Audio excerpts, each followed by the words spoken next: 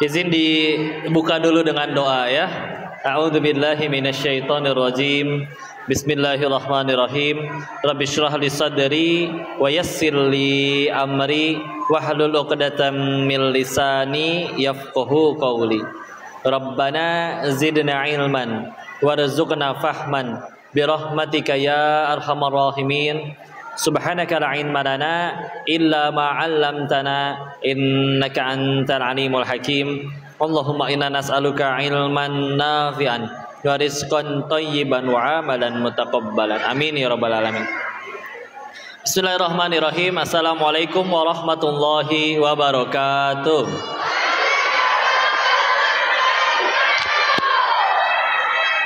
Alhamdulillahirabbil alamin. Alhamdulillahilladzi anzala sakinata fi qulubil mu'minin liyazdadu imana ma'a imanihim. Segala puji hanyalah kepada Allah, Rabb semesta alam, yang atas nikmat dan karunia-Nya alhamdulillah kita bisa berkumpul ngaji bareng di sini.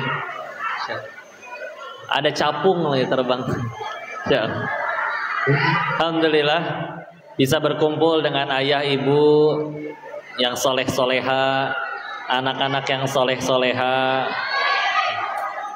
Semoga perjumpaan ini jadi rahmat, jadi keberkahan, dan salawat salam semoga selalu tercurah kepada junjungan kita baginda Rasulullah Muhammad Sallallahu Alaihi Wasallam beserta para keluarganya, sahabatnya, dan semoga Allah sanggupkan kita istiqomah dalam meniti sunnah-sunnahnya insyaallah. Salam takzim, salam kenal kepada para asatiz, alim ulama, kiai, tokoh masyarakat, para guru yang menjadi jalan ilmu, orang tua murid yang dirahmati Allah. Jazakumullahu khairan katsiran. Terima kasih sudah diizinkan ngaji bareng di sini. Semoga pertemuan ini tidak hanya kita kumpul di sini saja, tapi juga kelak sampai di surganya Allah ya. Amin ya rabbal alamin. Senang dengan berjumpa keluarga Muhammadiyah ya. Salah satu kitab yang paling banyak saya serap ilmunya adalah kitab Tafsir Al-Azhar.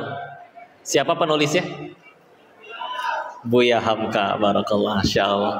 Dan kita kalau menyebutnya Buya Hamka, Masya Allah, kadar Muhammadiyah sejati ya. Sehingga justru memang saya lebih kenal dengan Islamnya melalui wasilah beliau, meskipun beliau telah wafat sebelum saya lahir ya. Dan melihat perjuangannya, keberkahannya ya, walaupun beliau bukan pendirinya ya, tapi melalui beliau Masya Allah akhirnya jadi semakin lebih semangat mengejar ilmu-ilmu dalam Islam. Dan atas izin Allah hari ini dikumpulkan dengan keluarga besar Muhammadiyah di sini. Terima kasih, jazakumullahu khairan katsiran. Senang sekali rasanya ya. Mengingat padahal yang duduk insya Allah jauh lebih mulia daripada yang berbicara. Yang berbicara banyak dosanya, dulunya masa lalunya tidak baik dan tidak bisa dibanggakan. Murni Allahnya aja yang terlampau baik, sehingga diizinkan boleh ketemu dengan kalian yang soleh-soleha, diizinkan bisa ngaji bareng, padahal diri ininya layak Allah matikan di saat itu juga, saat sedang bermaksiat. Pertemuan ini pada senang ketemu atau tidak? Adik-adik senang? Pengen ngaji atau foto-foto? Ngaji atau foto-foto?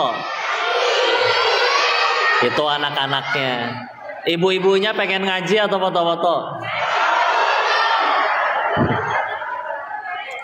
Sebentar, saya cek dulu. Ini kan SD Muhammadiyah, nggih. Berarti ini orang tua muridnya, betul? Yang saya tahu orang tua tuh ayah sama ibu, ya. Cuman ini tetap banyakan ibu-ibunya. Ustaz, para bapak-bapak, ini mohon dijawab. Ini satu suami bawa 3 istri atau gimana, Ustaz? Ada yang jawab betul tapi ragu-ragu. Masya Allah ya. Masya Allah. Alhamdulillah senang sekali dikelilingi anak-anak calon penerus generasi bangsa, calon anak-anak yang jadi ulama, jadi ahli ilmu, ahli Al-Quran. Cita-citanya jadi apa, adek? Cita-citanya jadi apa? Masinis, apalagi? Ustazah, apalagi? Dokter, pemain bola, ustadz, masya Allah. Apapun boleh ya, karena di dalam Islam Nabi pun mendorong, nggak nyuruh kita sholat di masjid terus nggak ngelakuin apa-apa. Oh, justru harus aktif keluar, ya. Waktunya sholat, tapi giliran waktu sholat sudah ditunaikan, silakan bertebaran jadi manfaat di luar bumi. Ada yang tahu yang namanya makam baki? Itu ada di mana? Mekah atau Madinah? Madinah. Itu makamnya siapa? Para sahabat ya, para sahabat. Ada yang tahu berapa jumlah makam yang ada di sana? Nah, nanti boleh googling ya, boleh dicari di Google. Ada sekitar 10.000 makam. Padahal kalau kita cari ada berapa sih jumlah sahabat Nabi? Ya. Kalau Koko bilangnya sahabat Nabi, bukan temen grup satu WA-nya, bukan temen WA grupnya Nabi, bukan ya. Tapi untuk jadi sahabat itu syaratnya 3. Satu zaman dengan Nabi. 2, pernah ketemu langsung dengan Nabi meskipun sekali seumur hidup. 3, beriman kepada Nabi sampai hari wafatnya, ya. Jadi kalau ketemu sejaman tidak beriman, Abu Jahal misalkan, bukan sahabat, ya. Sejaman beriman tidak pernah ketemu, contoh Uwais Al-Qarni, bukan sahabat, ya.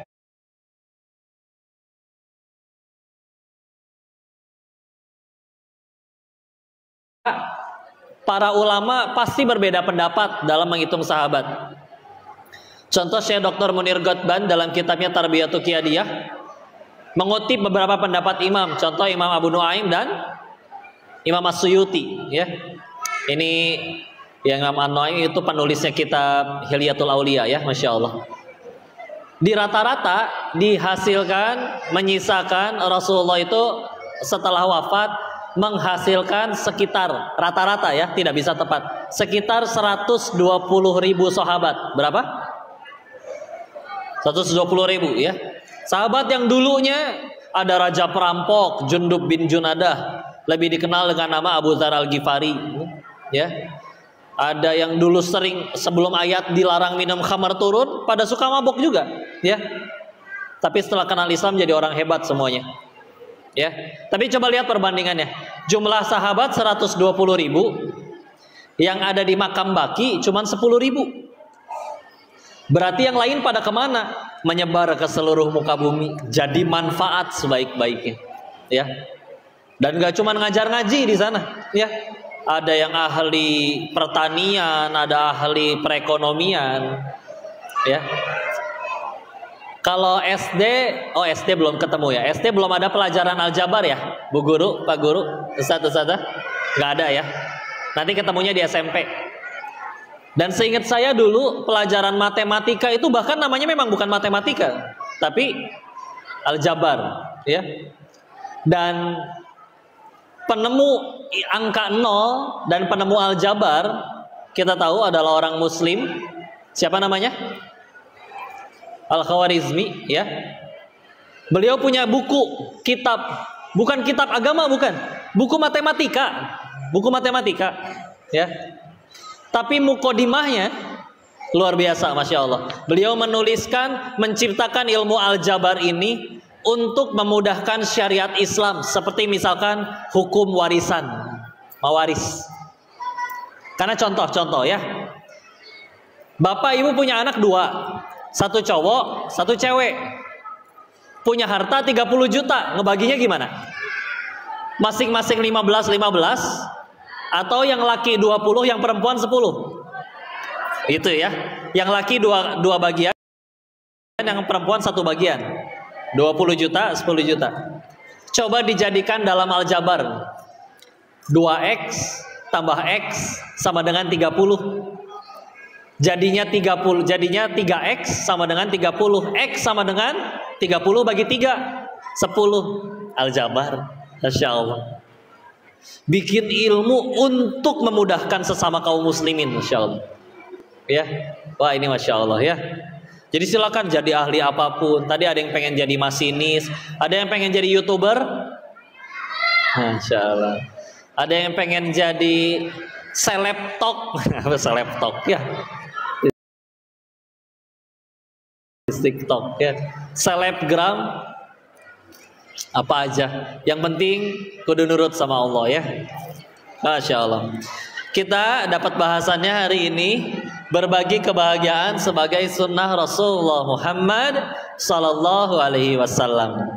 Kita tahu salah satu tujuan Rasul diturunkan ke muka bumi ini, innama bu'istu liutamima makarimal akhlak. Sesungguhnya beliau itu diutus untuk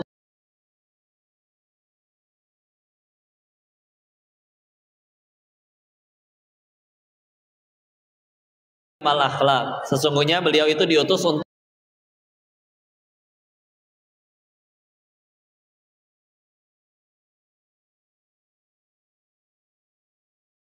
sekantong jeruk. Jeruk, ada yang doyan jeruk? Nah, ini dikasih jeruknya. Nabi menerima, terus dibuka, dimakan, dihabisin sendirian sampai habis.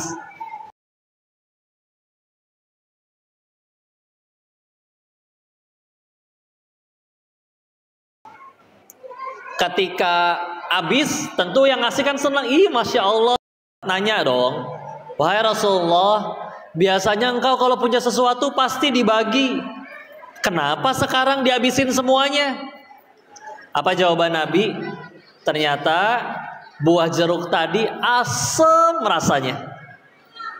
Kalau aku makan, kalau aku kasih kepada kalian, takutnya kalian refleks spontan, kamu yang bener aja dong, masa ngasih ke Nabi makanan asam kayak begini? Wanita tersakiti, para sahabat akhirnya lisannya tergelincir, ya. Maka untuk mencegah hal itu, Nabi sendirian menahan rasa asamnya jeruk tersebut demi sahabat nggak makan makanan yang nggak enak dan demi membahagiakan yang ngasihnya. Ya, perbuatan baik tidak? Baik. Nah, coba nanti ya, kalau temennya ada yang ngasih makanan gak enak, jangan dihina ya. Insyaallah. Suka bagi-bagi makanan gak? Suka. Bagi makanan apa? Pentol. Miksu. Jajanan baru ya. Semua suka, Masya Allah. Maka Masya Allah ya, itu dicontohkan oleh Nabi. Sekarang kita beralih kepada hadis yang lain, ya. Saya izin sampaikannya dalam bentuk kisah-kisah aja ya. Ini saya dapati dari hadis riwayat Imam At-Tirmidzi. Kama qala Rasulullah Muhammad SAW menyampaikan hadis yang maknanya ada 4 sifat ya. Yang kalau 4 sifat ini ada pada diri seseorang, maka diharamkan api neraka baginya, insya Allah. Sifat ya, ini perbuatan hati ya. Ada 4. Apa saja itu? Hayyin, layyin, qorib, sahal. Ulangi, harus hafal. 1, layyin, hayyin. 2, layyin. 3, qorib. 4, sahal ya. Kita coba ya. Hayyin, apa itu hayyin? Hayyin itu sikap yang tenang ya, tidak sumbu pendek, gak gampang ngambek, gak gampang marah-marah ya. Ada masalah, ya udah tenang aja, fokusnya nyari solusi, karena dia tahu amarah tidak menyelesaikan masalah. Karena dia tahu masalah itu tidak berbahaya. Yang bahaya itu kalau salah menyikapi masalah. Contoh, kemarin COVID masalah bukan? masalah. Kawannya ayah Koko, papinya Koko, ayah punya kawan, usahanya bangkrut, gulung tikar, semuanya dijual-jualin, semuanya dijual, sisa uangnya katanya tinggal 100 juta. Terus besoknya COVID, lockdown, PSBB. Masalah bukan? Masalah. Tapi pemikirannya bagus. Fa inna ma'al usri yusra. Inna ma'al usri yusra. Masa iya orang tambah banyak masalah nggak nambah banyak kebutuhannya? Maka dia berpikiran pasti orang akan lebih banyak butuh hand sanitizer dan juga masker. Dia dorong semua modalnya untuk jadi juragan masker di Bogor. Gak nyampe 1 tahun 100 jutanya sudah berubah jadi 800 juta rupiah. Mungkin kalau tidak ada COVID tidak seperti itu, ya. Jadi masalah sesoleh apapun masalah akan datang demi Allah, ya. Tapi yang bahaya adalah kalau salah menyikapinya, disikapinya benar nggak apa-apa, ya. Atau misalkan gini, ada orang tinggalnya dalam gang, ya. Mobilnya, rumahnya tidak dilewatin angkot, motor nggak punya, tiap hari harus berangkat kerja. Masalah? Salah. Lalu ada orang yang lain punya motor tapi nganggur. Masalah? Salah. Dipersatukanlah 2 orang bermasalah tadi dalam satu aplikasi ojek online, ya. Asal aplikasi ojek online-nya jangan dipakai chattingan yang enggak ya. Ups, insyaallah, ya. Yang ngerti aja, ya. Saya juga nggak sebut nama, ya. Insyaallah. Maka kalau si penemu aplikasinya minimal untuk dunianya lebih sukses daripada orang kebanyakan, ya wajar karena beresin masalah orang. Ya. Maka adik-adik masih bangun? Pengen sukses tidak? Pengen menggapai cita-cita tidak? Cara paling gampang buat sukses 1, nyari masalah. Ulangi. Nyari masalahnya yang benar ya, yang positif. Jangan ustazahnya lagi nyebrang kalian tabrak. Nah, itu bukan nyari masalah, ya. Itu nyari mati, teman-teman, ya. Nyari gara-gara, ya. Masya Allah, ya. Hayyin, tenang aja, udah. Kejadian sesuatu, oh ya udah, nggak apa-apa, ya. Gak gampang marah, disakiti, udah berbuat baik, orang yang ditolong malah jahat. Ah, tenang. Dalam Islam yang rugi bukan yang dizolimi, tapi yang menzolimi. Tapi kamu dijahatin, kamu jadi korbannya. Saya bakal mati. Cita-cita ke surga. Nabi Adam aja diusir dari surga, dosanya cuma 1. Saya yang pengen ke surga, emang dosanya cuma 1. Terus saya pengen ke surga pakai apa? Sholat lupa rakaat melulu, istighfar jarang, sedekah diirit-irit. Berarti kan saya perlu penggugur dosa. Tahu-tahu dia jahat, lumayan gugurin dosa. Makanya saya pengen anterin kue bolu buat dia. Insya Allah. Bu, di rumah stok kue bolu ya, buat ngasih orang yang nyebelin, ya. Tapi kamu digali-gali aibnya. Keburukan yang dia sebut lebih sedikit daripada kehinaan saya yang asli. Lang aja. Dan coba lihat orang, Bu, kalau udah nyari-nyari aib kita, Bu, dia begadang tuh.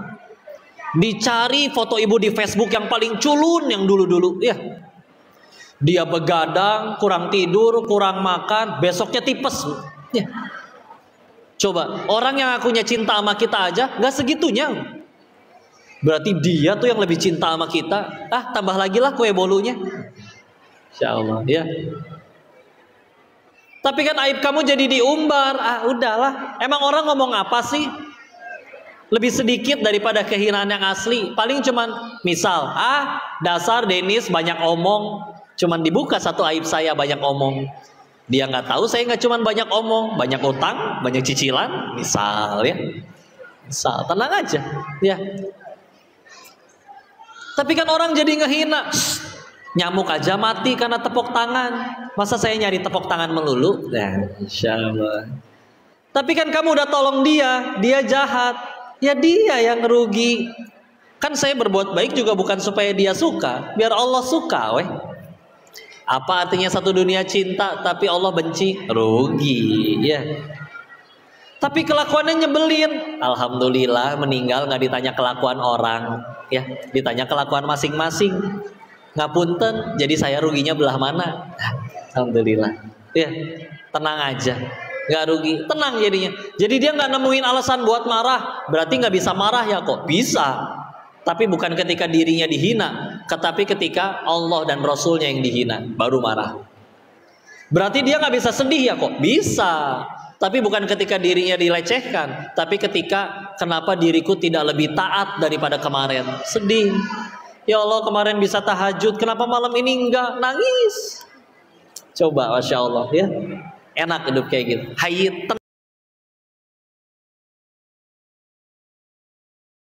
tenang, ya. Bu, kalau dijahatin sakit hati enggak? Pengen balas dendam enggak? Itu yang standar ya. Disikut balas sikut, dicaci balas caci. Bu, tahu nggak bu? Kalau ada orang jahatin ibu, bu, kan dia bikin dosa, ya. Demi Allah, dosa akan dibalas sama Allah, betul? Maka buat apa ngotorin tangan kita? Kalau kita nggak ngapa-ngapain pun Allah akan tetap memberikan balasan yang sempurna. Ngapain ngotor-ngotorin tangan kita? Ya. Tapi lebih puas ngebalas sendiri. Oh enggak, lebih sempurna balasan Allah, demi Allah. Ya. Udah mah balasannya nggak sempurna, kalau dari kitanya bisa ikut tergelincir dosa yang sama. Sok, bayangin. Kalau disikut balas sikut, dicaci balas caci, dihina balas hina, atau buat apa kita sekolah tinggi-tinggi, ngaji sering-sering, udah tahu itu keburukan, tapi malah ditiru. Ya. Rugi ah, tenang aja, nggak apa-apa. Ya. Ibu tahu amalan para wali-wali Allah, para hamba-hamba solih kesayangan Allah. Ini kata Buya Yahya ya. Beliau bilang kayak gini. Amalan wali itu seperti ini. Contoh. Kan standarnya tadi ya, dijahatin balas jahat. Ada yang naik tingkat nih. Dijahatin, dia diem.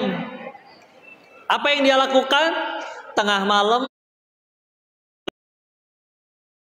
wudu, sholat, sujud, beres sholat, angkat tangan. Ya Allah, aku dizolimi ya Allah. Tuh, itu nggak akan bisa kabur tuh orang. Mau lari kemana? Dia udah ceritanya ke Allah. Tapi ada yang derajatnya lebih tinggi lagi. Dijahatin, dia diam, bangun tengah malam, ambil wudu, sujud, sholat, angkat tangan, beres sholat. Tapi apa yang dia ucapkan? Ya Allah, tetangga saya ya Allah. Dia yang ngutang, dia yang galak. Ya. Terus apa yang dia ucapkan? Maka ya Allah, muliakan keluarganya ya Allah. Soleh-solehakan anak-anaknya ya Allah. Berkahi rizkinya. Berikan ilmu dan angkat derajatnya ya Allah. Coba ngedoain yang baik, padahal orang itu orang yang zolim kepada kita. Itu amalannya para wali. Bersih hatinya demi Allah. Ya, Insya Allah. Kok nggak rugi? Enggak bu. Karena kalau kita doain kebaikan buat sesama, malaikat mendoakan hal yang sama untuk kita. Kita doa belum tentu kekabul bu. Kehalangan dosa. Malaikat kan nggak punya dosa. Maka kalau didoain oleh malaikat, mual gagal, ya. Bismillah. Itu dia ya. Bismillah. Lagi pula kita tahu ya tujuan pendidikan dalam Islam. Saya tanya dulu, Pak, Bu, jawab ih. Bu, nyekolahin anaknya biar apa? Kayak pinter, bagus pinter itu betul. Tapi ngapunten nggih. Di dalam Islam itu pinter cuman efek samping. Ulangi, cuma apa? Tujuan pendidikan Islam tuh bukan bikin pinter. Ya, demi Allah kita nggak pernah kekurangan orang pinter. Bahkan akan selalu dilahirkan oleh Allah manusia-manusia yang langsung pinter dari lahir, IQ-nya tinggi. Ya. Terus apa tujuan pendidikan dalam Islam? Quran surat ke-62 Al-Jumu'ah ayat kedua. Ya, surat Al-Jumu'ah surat 62 ayat 2. A'udzubillahi minasyaitonirrajim. Bismillahirrahmanirrahim. Huwallazi ba'atsa fil ummiyina rasulam minhum yatlu 'alaihim ayatihi wa yuzakkihim. Yang jawab anak SD. Berarti dia hafal juz 28 ya. Insyaallah. Dialah Allah yang menurunkan nabi di kalangan orang yang ummi, nggak bisa baca tulis. Untuk apa? Membacakan ayat-ayatnya dan wa yuzakkihim, menyucikan jiwa mereka. Jadi Nabi datang ke kaum yang masih musyrik, yang masih jahil, nyembah berhala. Tujuannya bukan bikin mereka pinter, udah pada pinter. Ya. Tapi tujuannya satu, menyucikan jiwa. Ya.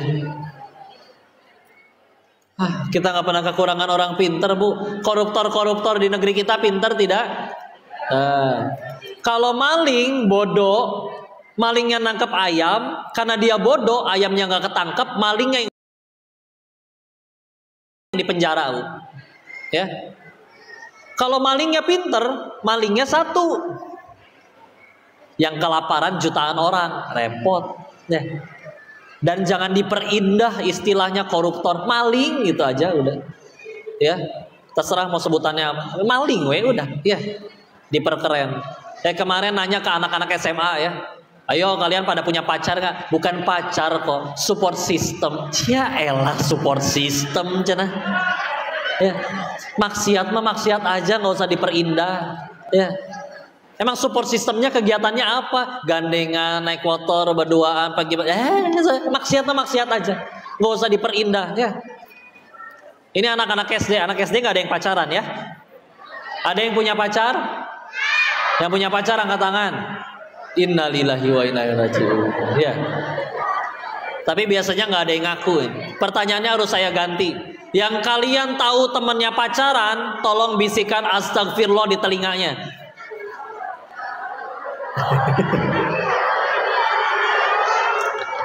Astagfirullah. Jangan ya. SD atau ngerti? Ya Allah SD. Masya Allah. Istilah ya, nyuciin jiwa ya. Demi Allah, jiwanya suci, nyari ilmu sendiri. Dan kita sama sahabat tuh nggak jauh beda, sama-sama suka nawar, ya betul, betul. Cuman nawarnya beda. Contoh, Abdullah bin Amr bin Al-As, anaknya Amr bin As, nawar ke Nabi, wahai Rasulullah, saya mau puasa.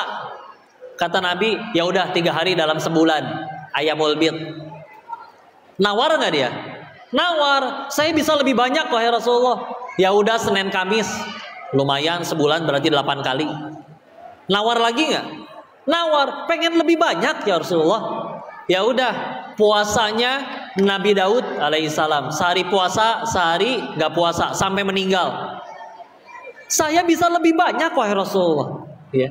Tidak ada yang lebih baik daripada puasa Nabi Daud. Nawar nggak, Bu? Nawar, kita juga suka nawar, ya. Cuman berdauman nawarnya ke atas, kita nawarnya ke bawah, ya. Nawar kita, apa sih? Qobliyah subuh teh apa sih hukumnya? Sunnah. Oh ya udah, berarti kan nggak apa-apa kan kalau nggak dilakukan. Ya udah, ya. Berarti ke masjidnya nggak usah pas azan kan? Tunggu qomat aja, ya. Gitu nawar ya. Masya Allah. Hayin ya istilah. Yang kedua setelah haid,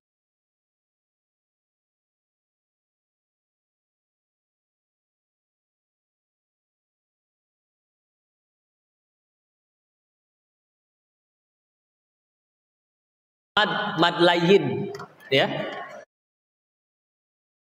di surat Quraisy ya, ketika ya waw mati atau ya mati belakangnya ada fathah, terus di huruf terakhirnya dimatikan. Min khauf dibaca panjang, mat lain. Ya. Seperti itu. Ya. Artinya apa? Secara bahasa yang saya tahu artinya tuh lembut. Ya. Nah, Nabi ini lembut. Nabi itu lebih mikirin urusan orang lain daripada mikirin urusan dirinya sendiri. Ya. Jadi yang penting orang dulu saya makan. Ya, ada kisah luar biasa ya di zamannya Umar bin Khattab. Ada yang kenal Umar bin Khattab? Adek? Siapa beliau? Sahabat Nabi ya. Setelah Rasulullah siapa yang menggantikan memimpin? Setelah Abu Bakar? Kok Denis? Ya enggak tuh. Umar bin Khattab ya. Masya Allah. Bismillah ya. Ini adik-adik waktu Umar bin Khattab radhiyallahu anhu sedang menjadi, kalau bahasa zaman sekarang mah presiden ya. Dulu disebutnya Amirul Mukminin, pemimpinnya orang-orang mukmin ya. Apa ceritanya kok suatu ketika ada gubernur datang ke kediamannya Umar, laporan tugas. Bawa oleh-oleh dong gubernurnya. Apa yang dibawa? Kue. Siapa yang suka makan kue? Nah, ya. Jangan banyak-banyak ya. Nanti nyelip di gigi ya. Kue, dicicipin kuenya oleh Umar bin Khattab radhiyallahu anhu. Dicicip, baru sekali gigit ditaruh lagi. Karena rasanya bagi beliau ini terlampau enak, enak banget. Maka karena terlampau enak justru ditanya, ini makanan seenak ini di kota kamu semua orang bisa makan nggak? Termasuk yang paling nggak punya duit. Kata gubernurnya, gak juga sih, mahal loh ini kue. Apa kata Umar? Mana untamu? Bawa pulang, taruh lagi sana di untanya. Maka tanya dong ke Umar bin Khattab radhiyallahu anhu, wahai Amirul Mukminin, emang kenapa? Ini cuman kue. Maka apa kata Sayyidina Umar ketika itu? Beliau menjawab, kita pemimpin, kalau negeri kita kelaparan, kitalah yang harus paling pertama lapar. Ya. Kalau negeri kita makmur, demi Allah, kitalah yang harus paling terakhir kenyang. Apa kabar rakyatnya kelaparan yang mimpin tambah buncit? Ya, naudzubillah. Umar ngamalin ini perkara kue.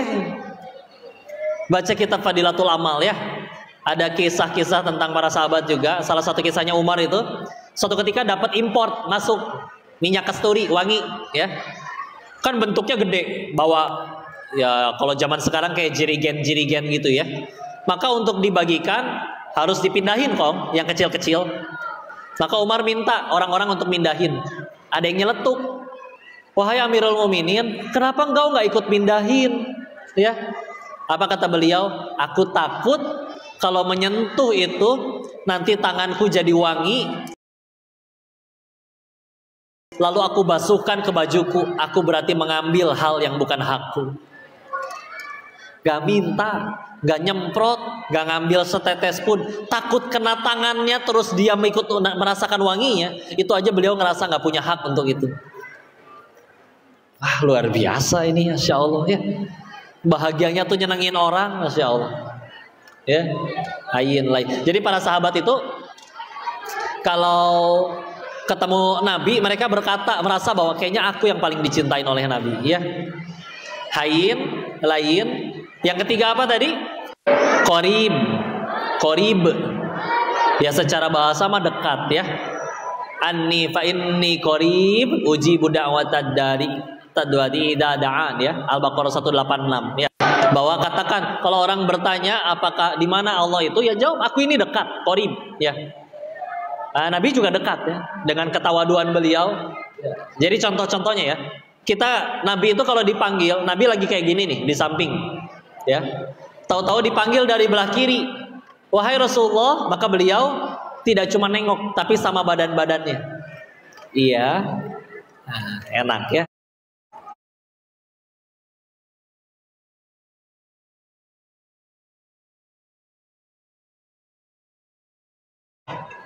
Panggil, Mbak, apa? Nah, gitu ya. Udah mah cuman lehernya doang, galak lagi. Ya. Insya Allah. Kalau Nabi Iya, insya Allah. Nabi juga nggak pernah nunjuk. Kalau menunjukkan kepada sesuatu, beliau tangannya terbuka semua. Beliau nunjuk kalau kepada siapa? Kepada syaitan doang. Mengusir syaitan itu dipakai jari telunjuk. Tapi kalau kepada orang ditanya sesuatu, harus menunjukkan sesuatu, pakai tangan. Semua, ya. Gitu ya. Lebih sopan. Kalau orang Jawa juga sopan, Bu ya. Di mana toiletnya? Nyampe mulintir itu badan. Tapi contoh dari Nabi lebih mulia ya. Silakan. Dia. Masya Allah ya. Mulintir, alhamdulillah. Hayyin, layin, qorib. Yang terakhir apa? Sahal. Sahal itu mudah. Urusannya pokoknya mudah, nggak pengen mempersulit. Belajar nyetir, aduh nabrak pot orang, gimana? Gantiin, nggak pusing. Nggak usah nyalahin, suruh siapa naruh pot di situ. Oh enggak, udah ya. Ini kita udah nyampe tempat makan, tapi ternyata menunya lagi nggak ada, kosong. Adanya cuman yang lain. Gimana? Ya udah, yang ada udah, nggak usah mempersulit. Udah, ya. Mau pesen minum apa? Yang ada aja. Udah, yang paling memudahkan. Udah, selesai. Ya. Udah, pokoknya yang paling gampang. Sahal. Ini empat-empatnya. Ini amalan hati empat-empatnya ya. Sehingga ya kita tahu ada kisah luar biasa dari guru kami, cerita waktu itu. Kisahnya seperti ini ya, dongengnya. Ada orang kaya dapat rezeki dermawan, ya. Siapa yang pengen jadi kaya? Insya Allah. Kaya apa? Kaya banget, ya. Insya Allah.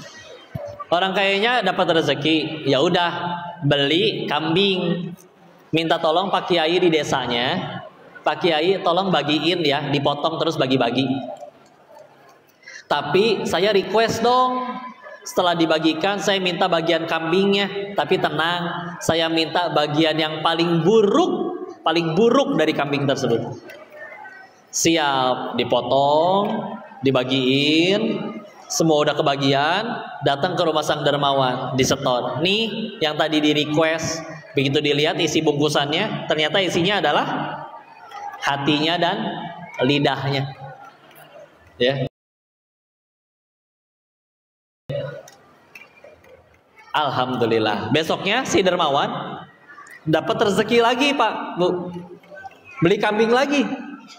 Dianterin ke Pak Kiai lagi. Pak Kiai dapat rezeki lagi nih, tolong dipotongin ya, bagi-bagi lagi. Oke, siap. Tapi kali ini beda dong requestnya.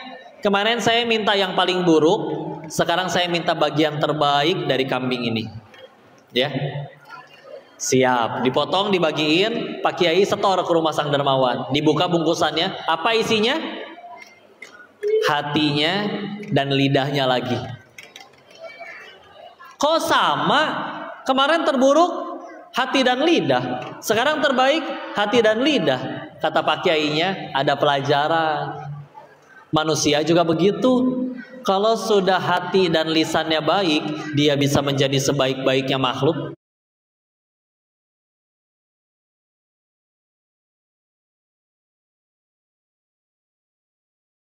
Dia bisa menjadi sebaik-baiknya makhluk.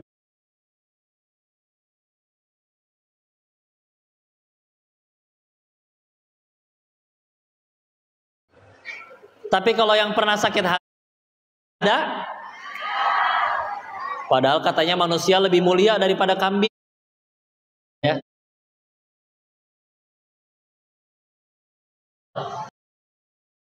Maka terus untuk bisa terus berbuat baik juga, yuk dulu izin ya, dengan yang terlahir memang di keluarga Tionghoa, terus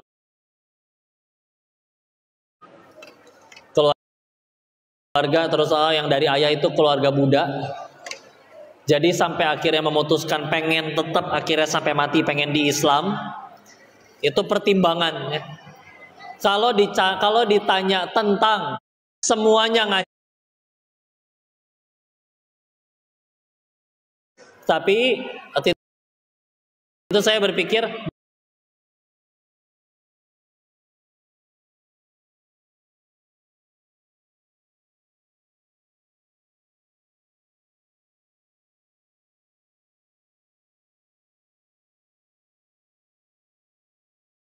tentang semuanya ngaji. Tapi waktu itu saya berpikir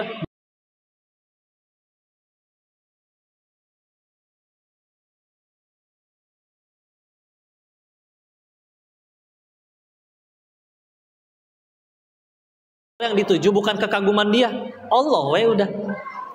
Lebih mudah menjaga hati, lebih mudah tidak sakit hati, dan baiknya jadi tanpa batas, tanpa alasan, lebih mulia, insyaallah. Ya. Kau berbuat baik. Waktu yang non Islam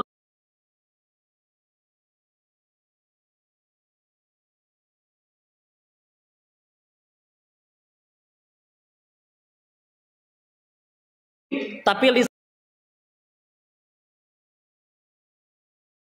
lisannya lebih santun daripada yang muslim, ada? Tuh ada yang berkata, ya udah saya nanti aja berhijabnya. Yang penting hati saya dulu berhijab. Gitu ya. Maka yuk kita lihat akhlak. Kalau di dalam Islam yang saya ketahui ibarat pohon. Ibarat apa? Ya namanya pohon ya, ada akarnya, ada batang.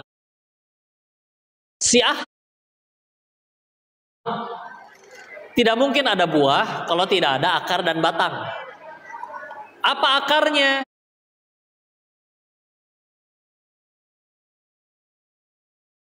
Allah, meyakini segalanya dari Allah. Oh, benar-benar dari Allah. Ya. Jadi kalau sudah tauhidnya benar ya, kadang ngapunten. Yang contoh-contoh yang receh lah ya, sederhana. Misal ya. Jangan foto bertiga, nanti yang tengah mati duluan. Enggak. Ya. Yang moto juga bakal mati demi Allah. Ya. Yang di rumah gak ngapa-ngapain juga mati nanti demi. Ya. Kalau lewat depan pintu rumah kejatuhan cicak, nanti enggak Bu, bohong. Ya. Sial tuh satu, bikin dosa nggak tobat, tuh hukumannya pasti ngejar. Ibu mau ketimpahan cicak 4 RW juga nggak akan sial. Ya. Beneran. Lewat tempat sepi nggak usah berkata ngapunten Mbah, saya nggak ganggu. Nggak usah Bu, beneran. Seolah meyakini ada yang selain Allah bisa mencelakai,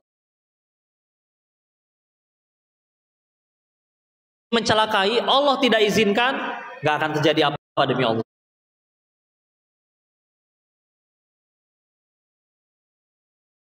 Kesambar petir, megang batunya katanya bisa nyembuhin orang.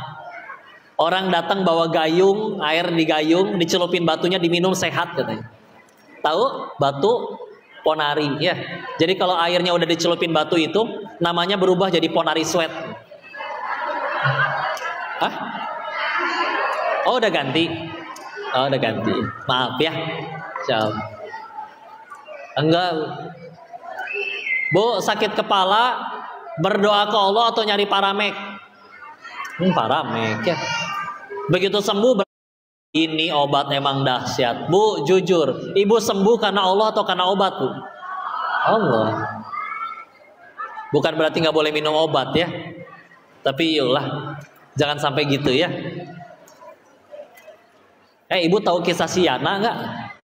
Yana nggak tahu ya? Di Jawa Barat viralnya. Saya ceritain gini. Ada orang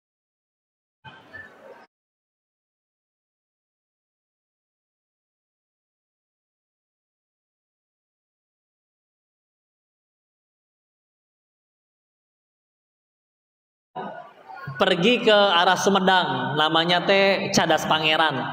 Jalannya berkelok-kelok, pinggirannya jurang semua, ya, hutan dan jurang. Pas nyampe di situ sambil WA sama istrinya. Isi WA-nya voice note Bu, rekaman suara. Tapi nyeremin. Istriku, aku kayaknya diikutin orang. Istriku, kalau aku nggak balas lagi, mungkin terjadi sesuatu kepada saya. Coba Bu, panik nggak Bu istrinya Bu? Ya, tahu-tahu centang satu nggak nyambung WA-nya, tidak aktif. Ngutus pangeran, motornya ada Bu, motornya ada, orangnya nggak ada.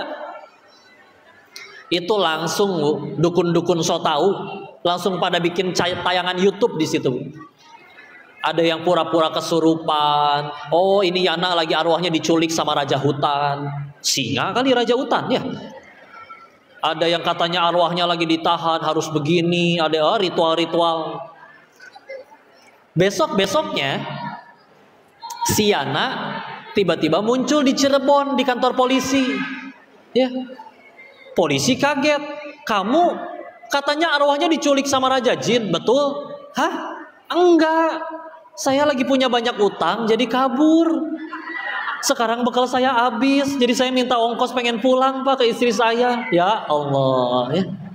Dukun se-Jawa Barat di prank Pak. Ya. Malu itu, naudzubillah. Ya entah kenapa di Indonesia mah klinik mistis itu laku ya.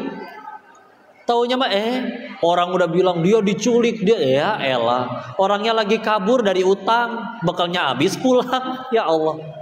Yana ya, Masya Allah. Semoga Allah solehkan beliau ya, Masya Allah. Alhamdulillah. Jadi tadi ya, ibarat pohon akhlak tadi, akidahnya benar, bertauhid, dijaga. Ya. Jadi kalau akidah sudah benar, beriman kepada Allah, akan rela keseharian tingkah laku ikut syariat, ikut aturan Allah. Nanti buahnya akhlakul karimah yang mulia. Sehingga misalkan kok ada di negara lain orangnya lebih berakhlak, contoh Jepang ya, disiplin, tepat waktu. Di Jepang itu kalau hilang barang nggak akan ada yang ngambil ya. Di Jepang itu sampai ada kata yang udah pernah ke sana ya, dibuat kartu untuk naik kereta. Kalau kita kan kartu buat pergi ke tol tuh, jalan tol ada kartu flash ya. Isinya saldonya masih duit. Kalau mereka ada kartu untuk naik kereta, saldonya isinya bukan duit, tapi isinya waktu. Jadi kalau isi, tolong top up dah, isi 60 menit.